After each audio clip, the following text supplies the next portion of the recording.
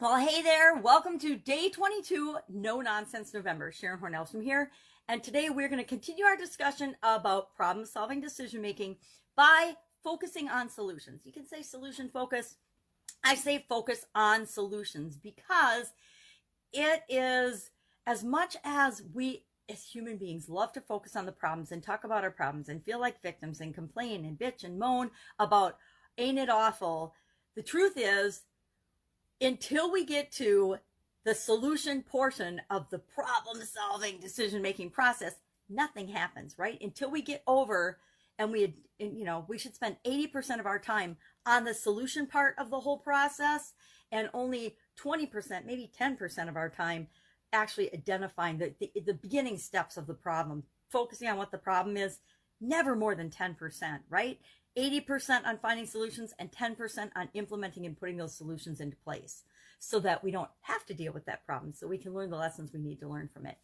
So what are some things and how can we focus on solutions? Focusing on solutions, it's an innately positive activity, right? It means that we are optimistic and we believe that we can find and overcome the challenge that we're facing or the problem that has presented itself to us, right?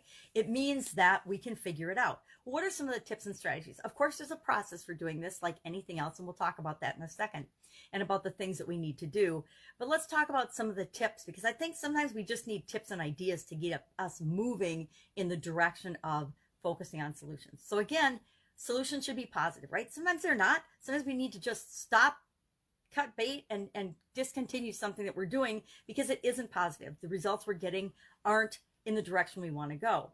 But there's things we can do. Number one, just get on with it. Brainstorm. Brainstorming is one of my favorite tools on the planet for a reason, because if we're brainstorming, we're being creative, we're focusing on solutions, we're breaking down barriers, we're breaking the problem down into smaller pieces if we need to brainstorm and find solutions. We ask for help when we need to. If we need expert help to help us find a solution to a problem, we can struggle and try to figure it out ourselves, or we can ask for help. We can find somebody that's faced the problem before and we can tap into their expertise and probably solve the problem 10 times faster than if we're trying to figure it out on our own.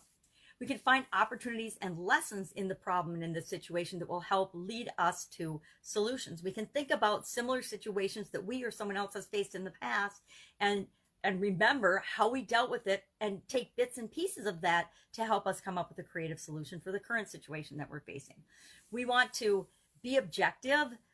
We want to have a plan. We want to use creativity, because the more creative and open-minded we are, the more possible solutions we'll entertain or we'll even be able to see or look at.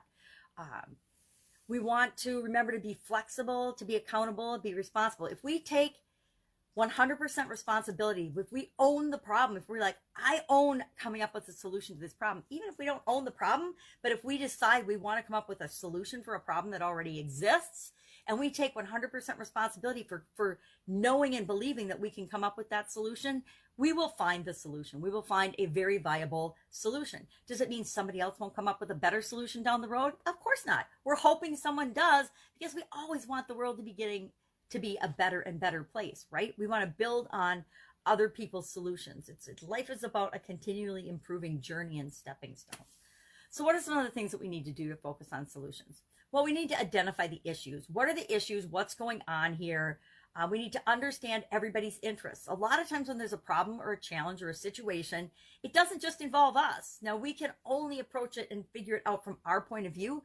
But if we're open-minded and we realize that there's other people that will be affected by the solution that we implement. Remember, whenever we solve one problem, we create a whole new set of problems.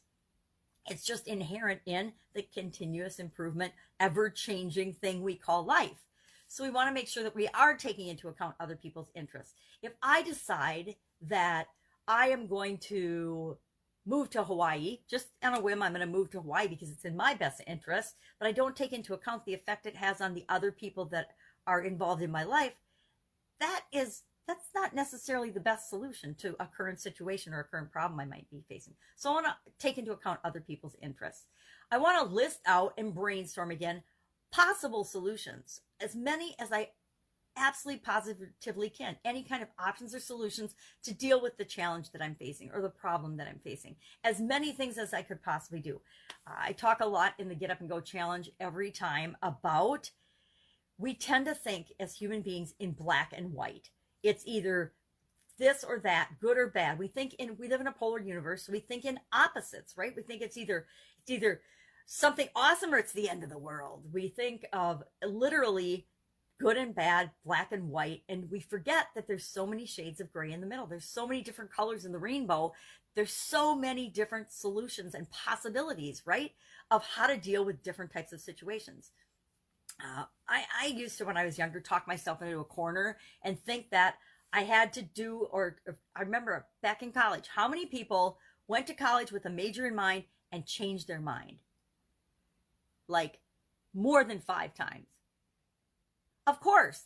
And I remember the first time I decided I wanted to change my major in college, I was freaking out because I went to college. I picked a college that was a great journalism school, to be honest. And I went to that school and picked that school because it had an excellent journalism program.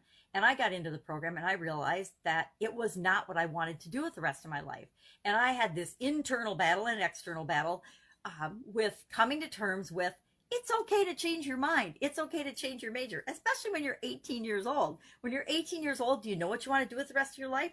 Heck, I'm 60 and I don't know what I want to do with the rest of my life. So why would I expect my 18-year-old self to know that?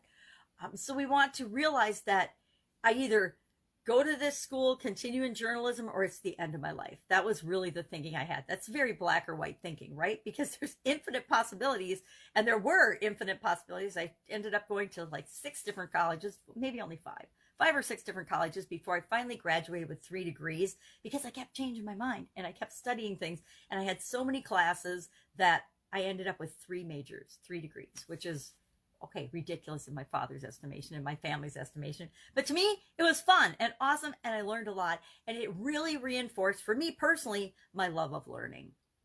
So we want to focus on solutions, keeping in mind to brainstorm and open our mind up to the universe of possibilities, because they really are, in many, many cases, many situations, unlimited and limited only by our imaginations and what we are willing to let ourselves come up with and think about. We want to document, once we select an option, we want to then evaluate all the options, right? Just like the problem solving process. We're going to come up with all these solutions. Well, then we have to have a way of evaluating them. And I'll talk about the list of tools in a minute and different tools for the different parts of the problem solving decision making process, which focusing on solutions is one part of that, right? Just like decision making is a part of it, focusing on solutions is a part of it. But we want it to be the biggest part of it. So then we're going to evaluate those options. We're going to select among the alternatives. We're going to pick one, because guess what?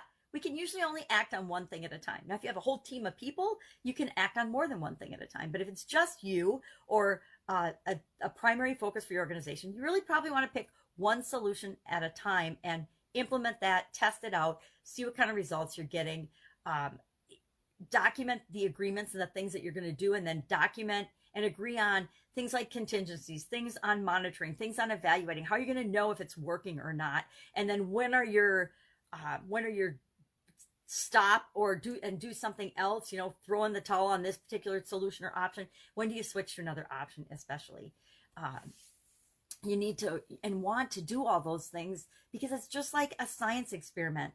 We want to test one variable at a time. We want to test one thing at a time.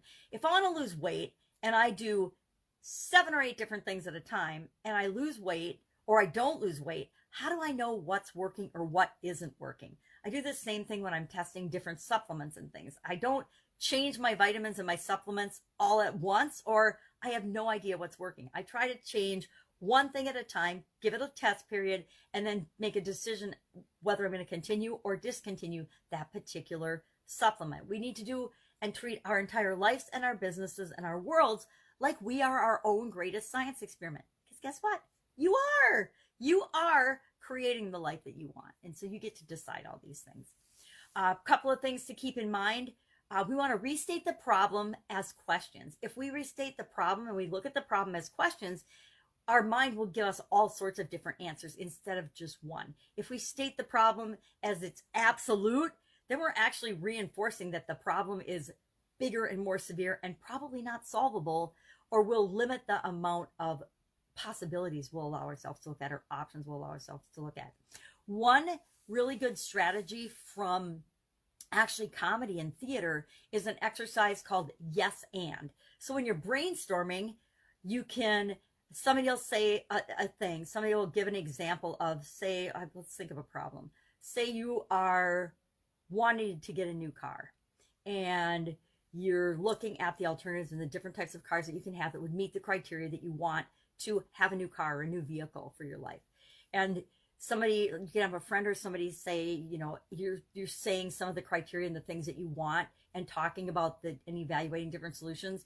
And then somebody can say, well, yes, and what? So I want heated seats. Yes, and then you describe more why. You get into the why you want something. And so it's a way to help look at alternatives. But it's a really good way to continue conversations as well, and to go deeper into the reasons that things are important, and to discover more of what is important. So focusing on solutions, let's talk about a 6-step process to help us focus on solutions. Number one, we want to focus on solutions. Again, solutions are innately positive, right? They're solving a problem or a challenge or a change that's occurred. And we want them to move us in the direction of things we want, not in the directions that we don't want. We need to think about, how do we change our mindset? How do we go from focusing on the problem, which is innately negative, to focusing on the solution, innately positive? How do we do that? There's different ways to do that. We can breathe, we can relax, we can remind ourselves that we are ultimately going to take responsibility for this situation because we want to be in control and we want to solve it. Then we're going to visualize our ideal outcome. We have to know exactly what outcome we want in order to decide what solutions will help move us toward that or not.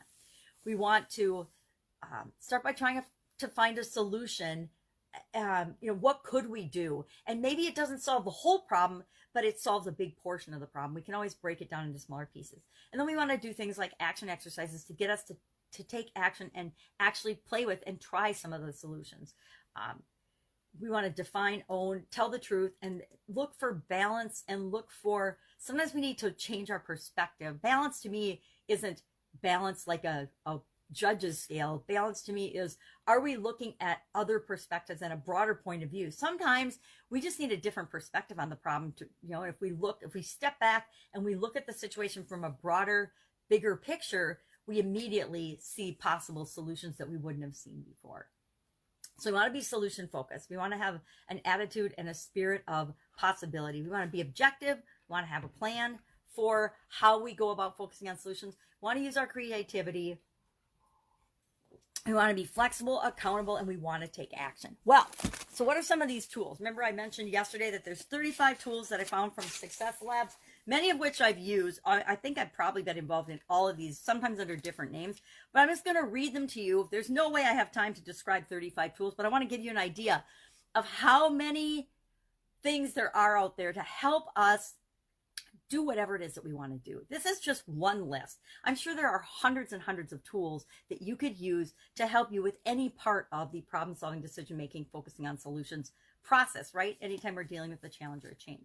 So I'm just going to read these quickly. The first batch is just overall problem-solving, decision-making tools. And then the next one is identifying and analyzing problems, finding solutions, problem-solving, warm-up techniques, and then closing activities. Because remember, it's a process, and these are mostly for if you're doing it with a team, but you can use a lot of them on your own as well. So there is 6 thinking hats, seeing things from different perspective, lightning decision jam, which is using post-it notes to brainstorm ideas, and everybody just writes their ideas or their concerns or questions or problems or issues about a particular topic. They just write them on post-it notes and they throw them up on a board, and then you look at them later on. Problem definition process. There's different ways of approaching that. There's escape, reversal, exaggeration, distortion, and wishful thinking. The 5 whys, we talk about that a lot in the Get Up and Go Challenge, but we talk about the 7 whys that I learned from Dean Graziosi, which just takes understanding our motivation to a whole new level. World Cafe is an exercise where we have different perspectives, again, on a problem or a challenge. Discovery and action dialogue, which is known as DAD. Design Sprint 2.0 is a 4-day workshop that this particular organization leads, where they have They map out and they sketch out the problem. They decide and they storyboard it. Then they prototype it and they test the solutions to the problem. Open space technology is another way of getting a big perspective on the problem and the situation and the challenge at hand that the team is going to face. Different IDing and analyzing the problem tools are Flip It, which we also talk about in Get Up and Go Challenge, the creativity dice, fishbone analysis, problem tree, SWOT analysis, SWOT, agreement certainty matrix, SQUID, sequential quality and insight diagrams, the journalistic 6, Lego challenge, what, so what, and now what, the journalist's approach, the headline technique, and the speedboat.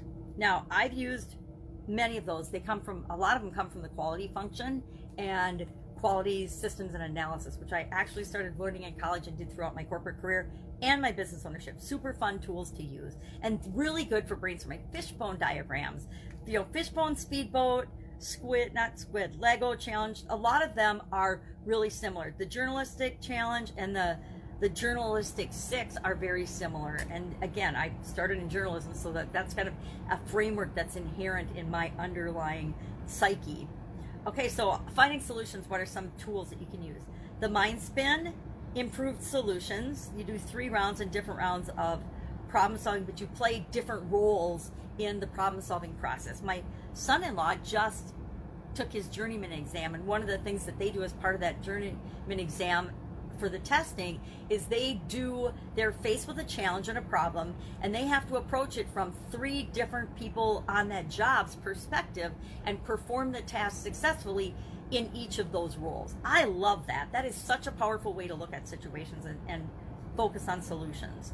The 4-step sketch, which is review, start, design, variables, and detailed solutions. 15% solution, which is a strategy where you look for not the entire solution, but what can I do that's going to be really fast and can make an impact now? Get me 15% of the way to my goal.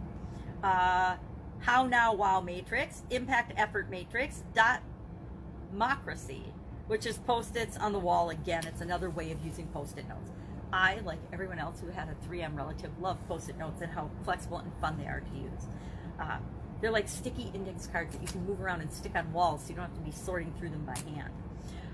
Problem warm-up techniques, check in, check out. When you get together with a group of people or a team and you want to solve problems, it's often important to have an icebreaker exercise to begin the session, and then a wind down exercise to see how everybody's feeling, how everybody's doing. So there's lots of different exercises you can do for that particular thing. Doodling together, show and tell, which is you get different perspectives on a particular topic. Constellations, you look at an object from close up and then from far away and you describe that object. Or to draw a tree. I don't know why, but some people like to just draw a tree as a warm-up exercise. And then closing activities, 1 breath feedback, meaning you just go around the room and everybody in 1 breath states the biggest thing or the biggest lesson that they learned during the activity. Who, what, when matrix, and then response cards, asking for people to give their feedback. Sometimes people don't want to talk out loud in a group. Depends on the group, but if it's a really big group, sometimes you just want to hand out little surveys or response cards for people to give their feedback on at the end of something. So those are just a bunch of tools that you can use, and we'll talk about some of them in the Get Up and Go Challenge. I'm trying to, during No Nonsense November, cover tools that I don't dive into and really specifically talk about during the Get Up and Go 30-day free challenge, which starts December 1st, by the way. I'm trying to cover different ones that we don't go in there. So things like brainstorming, the 7 whys, things like that. I'm not going into in No Nonsense November because I know I'm going to use them in the December Get Up and Go Challenge. Last Get Up and Go Challenge, the October one, is the first time I actually specifically called out a tool a day, and I think it was really powerful, and so I'm going to do that again in December. All right, have an awesome day. Any questions, hit me up in the comments below. If there's a tool or something you didn't catch or you want to know more about, ask in the comments below and I can get you the name, and then I'm going to encourage you to Google it, right? Because we need to all be self-starters and look for our own solutions. Could I tell you and give you a good description of each of these tools? Absolutely, a very brief summary one, but sometimes we get the best and the most out of ourselves by actually looking it up and Googling it ourselves. All right, have an awesome day. I'll be with you tomorrow for No Nonsense November, day 23.